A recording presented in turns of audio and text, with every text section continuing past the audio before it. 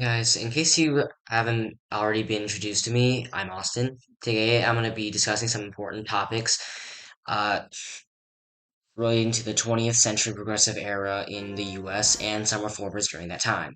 I get what I just said might sound boring, but I promise I'll try and make it interesting. So please just let me yap. Start yapping about immigration in the 20th century. It's important that everyone understands the place that immigration had in US history prior to this. Now, immigration has been part of American history ever since the first colonists got to the New World. They came as immigrants, after all. The only difference was their motives for their pilgrimage. Then people came to the Americas for three main reasons: God, gold, and glory. Many left their nations for God, either because they were religiously persecuted or because they were missionaries looking to spread their faith to the Native Americans. Others went for the possibility of finding gold. Others went to conquer the Native Americans and to earn respect and glory, although this was mostly seen in the case of Spanish conquistadors. Fast forward to the 20th century, and you'll find a vastly different set of reasons for immigration to America. Those newer immigrants came for the possibility of a better life, political asylum, and other similar reasons.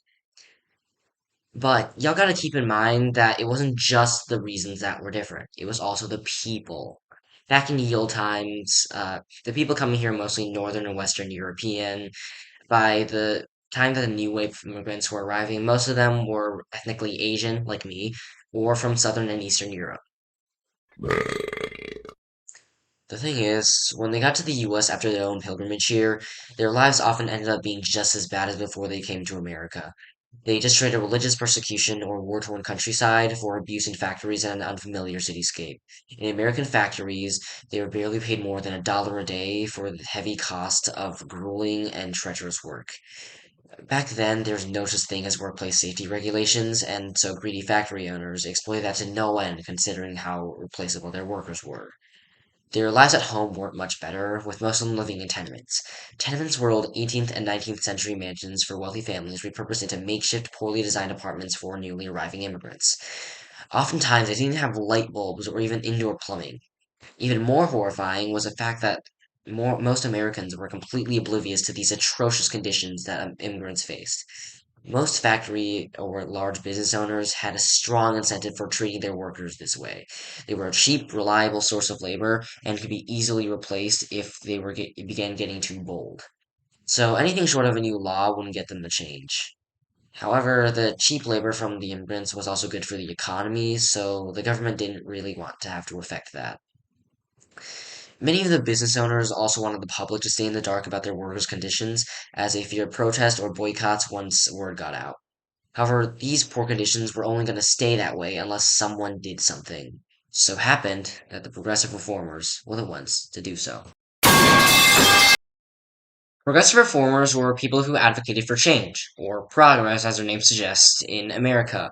They were educating and lobbying for all sorts of change in the US.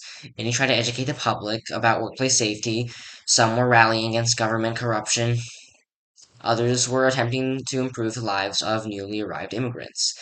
Eventually, they garnered enough support from the populace to form their own political party, resulting in Theodore Roosevelt becoming the first progressive president. One of these reformers was Anzia Yezierska. Anzia Yezierska tried to tell the world about the problems Jewish immigrants living in America had by writing books about them. Yezierska also advocated heavily for the things she believed in and joined social movements supporting her beliefs. Yezierska was not a muckraker. She informed rather than exposed, but her work was also very effective at starting up discussions about immigration. Anzia Yezierska was born sometime in the early 1880s in the village of Plansker. I mean Plinsker. Um, I'm gonna put the actual name of it on like that side of the screen somewhere and hope I didn't butcher it. The uncertainty of her true birthday is because of her many attempts lying about her age as compensation for her late start into authorhood, as well as the fact that she managed to forget her own birthday. Her father studied holy texts, but wasn't a priest, and her mother was a menial laborer. As Yezierska's family was the most well off, she only attended her elementary school for 2 years before she had to start working. Yezierska also often got into intense debates with her father, whose Eastern European traditions were seen by Yezierska as stopping her from being able to Americanize. He eventually ended up getting so frustrated she decided to leave her parents' apartment in favor for this place called the Claire de Hirsch Home for Working Girls. Um, Yezierska also pursued a career in education with extreme persistence. Continuing to support herself by menial work, Yezierska attended Columbia University's Teachers College on scholarship from 1901 to 1905, then taught elementary school from 1908 to 1913, with a brief leave of absence to attend the American Academy of Dramatic Arts. In 1913, she began to write fiction. Yezierska's books were mostly about the lives of Jewish immigrants around that time period, mostly featuring heroines and topics such as the transition struggle against patriarchy, poverty, and the struggle for Jewish independence, the struggle for personal gain, and loss inherent to assimilation. Yezierska's work also brought attention to the struggles of poor women with Jewish descent.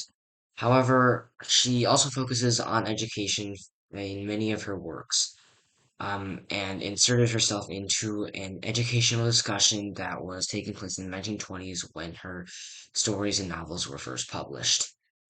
Yezierska even criticized her own husband's book, claiming Dewey's robotic writing would isolate the very people he wished to idolize. Yezierska's work also received some more fame when a silent movie was based on one of her books, spreading her message even further. However, despite her impact on society, sparking early discussions on immigrants, Yezierska was somewhat alienated from the rest of society. Her work was seen by most Americans as being, quote unquote, too Jewish, and it was seen by many Jews as insulting and demeaning. Many critics also claim Yezierska's work to be powerful, however lacking in talent. Many of Yezierska's readers also saw her books as a poorly disguised autobiography.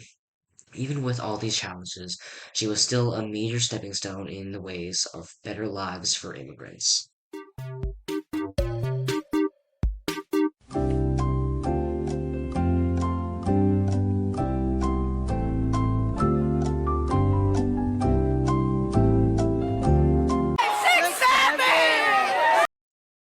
Okay, so now that y'all have gotten your snacks and stuff, it's time for me to start yapping again. Political and government corruption have scourged humanity since the days of the ancient Egyptians. It's caused the downfall of empires and the dissolution of countries. It may even spell the end of the U.S. one day.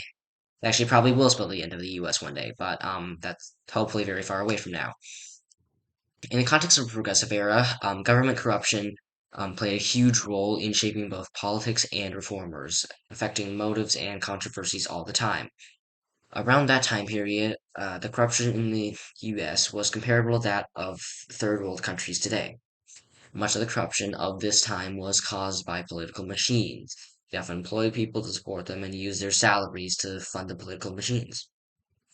While this sort of urban corruption was common, it was not uncommon to um, find instances of corruption at the federal level as well. Many politicians also accepted bribes from businesses in exchange for some kind of aid to the company, like reduced taxes. In response to this inane amount of corruption, many progressive reformers took it upon themselves to try and solve this issue, whether by force or by educating the masses. A major example of these types of progressive reformers was Lincoln Steffens. And his name is John C. Government corruption had many effects on society. For one, it decreased the reliability and stability of the government. If criminals could simply buy their way out of the court, then what kind of justice system is that? Corruption also made the general public much less trusting of the government, as people knew that the problems of America weren't important to officials unless they were also the problems of politicians. In fact, people were so distrustful of the government, they took matters into their own hands and decided to become progressive reformers. Corruption was a major cause of the progressive era, as people felt that the government could no longer do its job without their interference. Lincoln Stevens was a muckraker, meaning he canceled people for crime and stuff. His method of reformation was to get things done by writing about corruption in cities in a bunch of articles. Stevens was also one of the first muckrakers, writing an article in 1901. Lincoln Stevens was born in San Francisco, California, but grew up in Sacramento after his family moved there when he was 4. Stevens was born on April 6, 1866, to a relatively well-off family.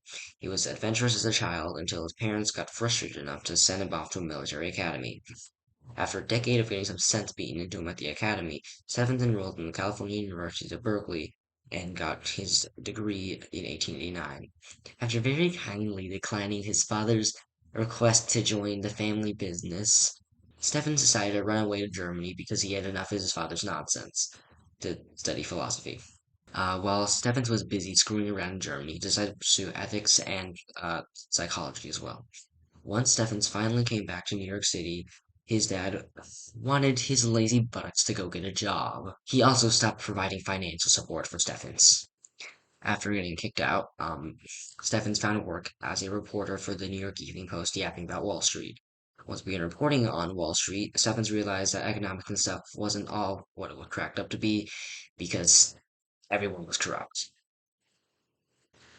He was so disappointed with this, in fact, that he decided to become a police reporter instead. Um, the interesting part was, when he became a police reporter, he found out that the police didn't care about public safety, and, they were often working with the criminals they were supposed to be arresting in some kind of twisted symbiotic relationship. Following a small period of time as a city editor, Steffens became the managing editor of McClure's magazine. From there, he had a wider audience he could reach about corruption. Steffens debuted his first article in October of 1902. That would be the most ancient instance of muckraking ever recorded, and also gave him a lot more fame and influence within the progressives. Now, Steffens took a deep dive into the hell that is civic corruption, eventually spreading out into other cities. Um, at the end of all this, he found a cycle of corruption, one that was viral, not that kind of viral. I mean like viruses, and constant. All of Steffens' articles were eventually stuffed into a book called The Shame of the Cities in 1904. His book made him sure of the connection between the political and financial landscape. Surprisingly, even after seeing all this corruption and injustice in cities, Steffens was still hopeful of a better outcome. He might have just been being dumb, but it was still admirable. He believed that given this information, the populace could work to make the justice system more democratic. As progressives gained influence, Stephen set his sights on stopping corruption at the state level, publishing The Struggle for Self-Government, um, which is just some articles on state politics. And eventually, Steffens realized that awareness wasn't enough to do anything for anything substantial to happen. And so he tried to write a book showing people how to fix everything, but y'all know how people can be selfish and cruel. So at the end of the day, it didn't matter if he wrote the entire Bible. People wouldn't listen to anything it said unless it benefited them. Stephens gradually became more hopeless as time went on, even more so when his wife died in 1911. Um, Eventually, he saw the Mexican and Russian revolutions, causing him to come to the conclusion that if humankind chose to ignore the laws of nature and maintain outdated forms of economy, then revolution was inevitable. Stevens may have gotten desperate by the end of his career, but the progressive movement was still going strong. The progressive era was an important, if underrepresented, part of American history and caused many lasting consequences still felt to this day. There were many progressive reformers and many different issues they covered. Most of them I haven't even mentioned once in this video. The progressive era was very complicated, but somewhat necessary, bringing the public's attention back to the government and all. My actual experience making this video was tiring, to say the least. I wanted to make the script interesting, but I couldn't think of anything, so I just focused on visual and audio effects. I also didn't really have time to do much.